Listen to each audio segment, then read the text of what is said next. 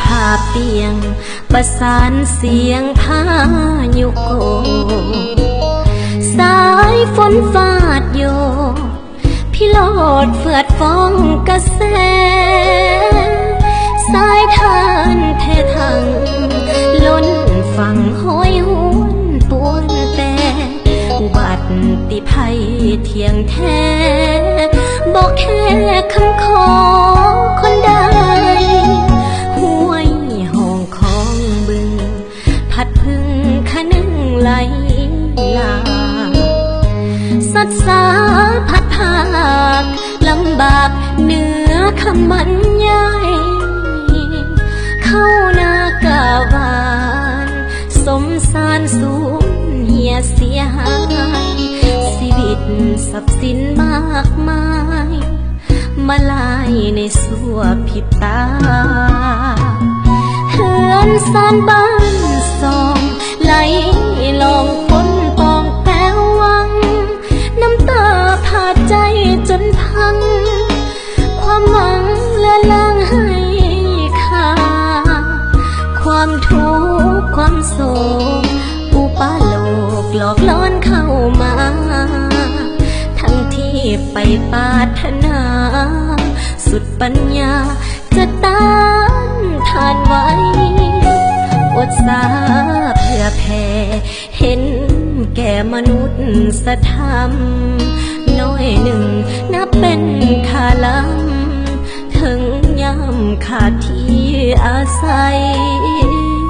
จุนเจือเมื่อยากท้องปากหอดหิวกะหาย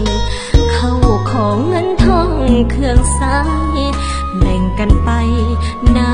ำใจไม่ตรี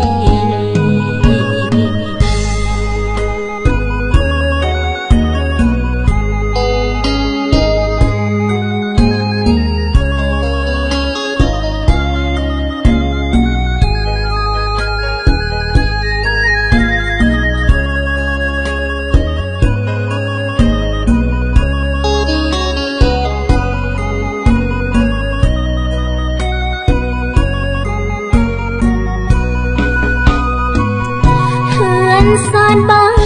สองไหลลองพ้นปองแป้ววังน้ำตาผาดใจจนพังความหวังละลางให้ค่าความทุกข์ความโศกอุปาโลกหลอกล้อนเข้ามาทั้งที่ไปปรารถนาสุดปัญญา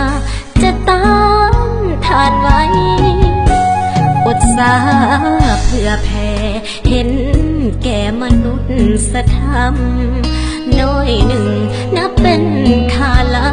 ำถึงยามขาดที่อาศัยจูนเจือเมื่อยากท้องปากหอดหิวกะหายเข้าของเงินทองเครื่องใช้แบ่งกันไปน้